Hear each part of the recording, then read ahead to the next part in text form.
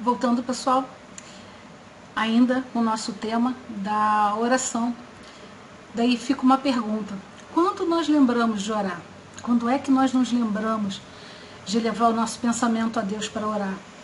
Em geral, é quando a situação está complicada, quando a gente está em desespero, quando alguém da nossa família, alguém do nosso convívio, alguém que nós amamos, se encontra numa situação difícil, numa situação complicada.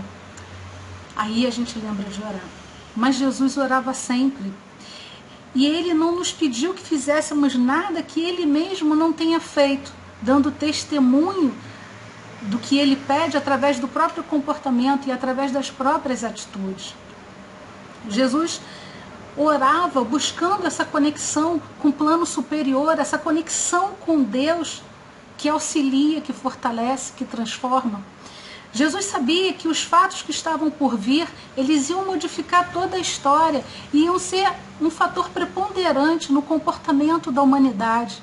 Então precisava que aquilo tudo saísse de acordo com um planejamento, para realmente influenciar a humanidade, o comportamento, o pensamento, a forma de viver, de pensar, de agir. Entender um pouquinho, começar a trilhar um outro caminho em busca do amor. E Jesus orava. Jesus orou um pouquinho antes de ser preso no Monte das Oliveiras. Jesus acordava, e os apóstolos, em todos os evangelhos, isso é bem descrito. Jesus acordava e orava. E o que é que ele buscava com essa oração, com essa conexão com Deus? Claro que em parte era orientar a equipe espiritual que estava envolvida em todo esse planejamento da vida, do martírio dele, e para buscar a conexão com Deus, para que Deus desse a ele a inspiração na condução dos elementos e de tudo que era necessário para esse fato histórico fundamental para a humanidade. Jesus orava sempre.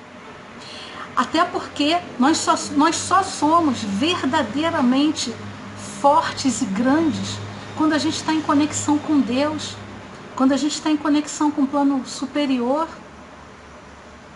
A gente quer levar, viver as nossas vidas de acordo com as nossas vontades, de acordo com a maneira que a gente acha certa, senhores que somos, de nós mesmos.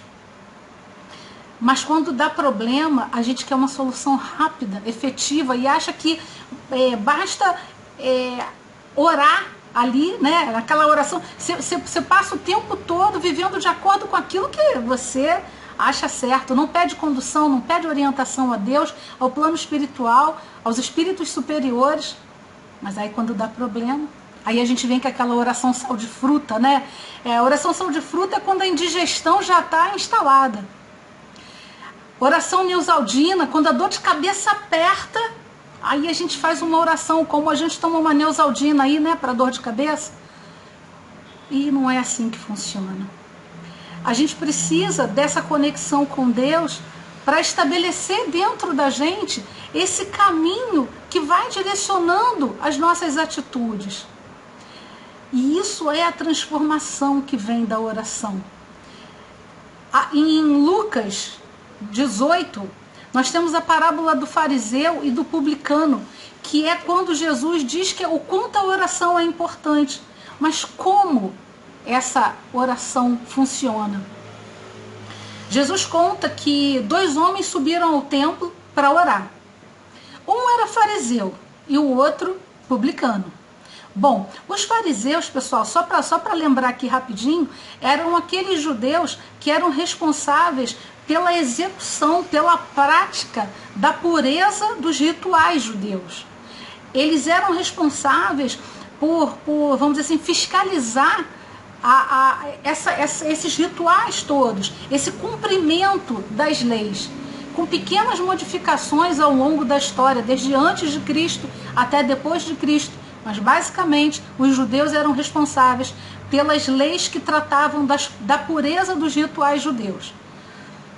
E os publicanos eram judeus que foram estabelecidos pelo governo romano para cobrar impostos dos próprios judeus. Ocorre que muitos desses judeus que iam para essa tarefa de cobrar impostos, eles cobravam impostos a mais em benefício próprio. Dividiam com o guarda romano que os acompanhava na cobrança. Então eles não eram bem vistos pelo povo judeu. Nem todos faziam isso, mas uma parte fazia. Daí já eram mal vistos por cobrar impostos do seu próprio povo. Pior ainda, quando além de cobrar os impostos para o seu próprio povo, eles cobravam a mais em benefício próprio. Então, na parábola do fariseu e do publicano, Jesus diz, né, que o fariseu em pé orava assim intimamente: Deus, eu te agradeço, porque eu não sou como os outros homens, ladrões, corruptos, adúlteros, nem mesmo como este publicano. O publicano estava orando lá no fundo lá do templo. Nem mesmo como esse publicano não sou.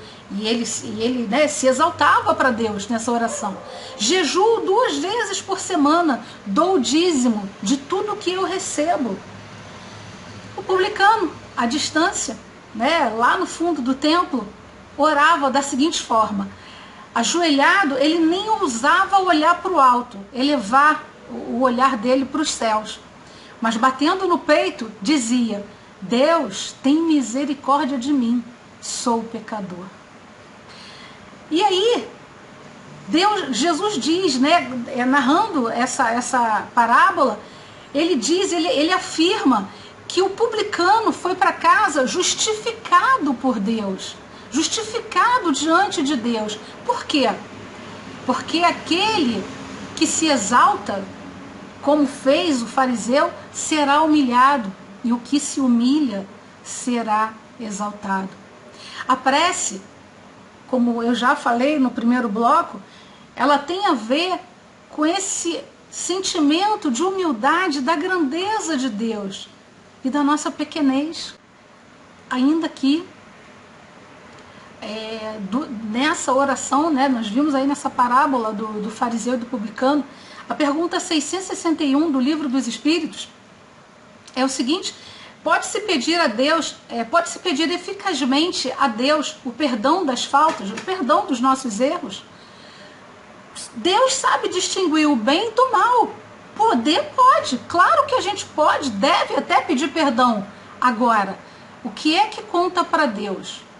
O nosso pedido de perdão, mesmo que com arrependimento sincero, mesmo que com arrependimento sincero, o nosso pedido de perdão vai importar? Vai. Agora, o que é que realmente vai causar alegria a Deus? Só esse pedido de perdão, mesmo que com arrependimento sincero? Para Deus, meus irmãos, o que vale é a nossa mudança de comportamento. É que além desse pedido de perdão, nós possamos nos conscientizar, fazer como Santo Agostinho nos orientou anteriormente. O que Santo Agostinho nos orienta? Ele nos orienta a pensar no final do dia, na hora de dormir, perguntar a si mesmo o seguinte: o que eu fiz durante o dia? Como eu agi?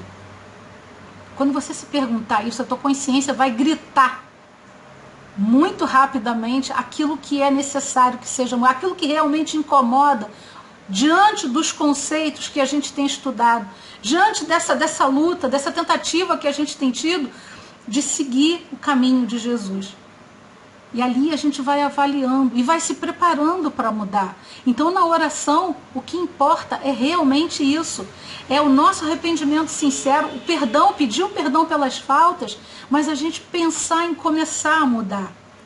Por isso que a oração, ela é um ato de amizade com Jesus, com Deus, uma relação de amigo que te orienta, que te fortalece, que te auxilia, que conduz, que orienta, que instrui, que indica o caminho que você deve seguir.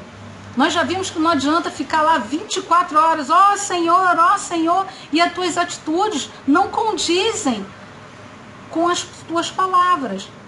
Mas saiu para trabalhar, sabe? Em vez de deixar a indigestão se instalar, a dor de cabeça se instalar, Vamos pedir, vamos fazer como Jesus, que orava ao acordar. Vamos pedir orientação na condução do nosso dia. Vamos pedir instrução. Se alguma coisa der errado, vamos pedir instrução a Deus. Antes de tomar uma decisão, você pede orientação a Deus, você ora. Vamos pedir orientação a Deus antes de tomar uma decisão.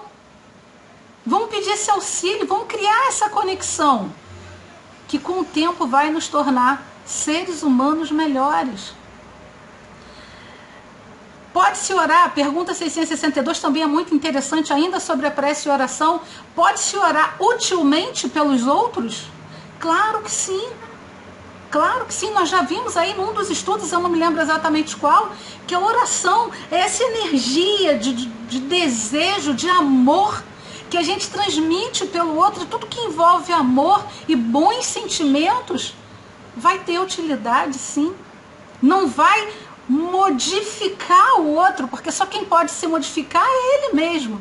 Só quem pode aceitar essa energia é ele mesmo. Mas isso não nos impede de orar por ele. Meus irmãos, eu vou dar uma pausa aqui e a gente já volta.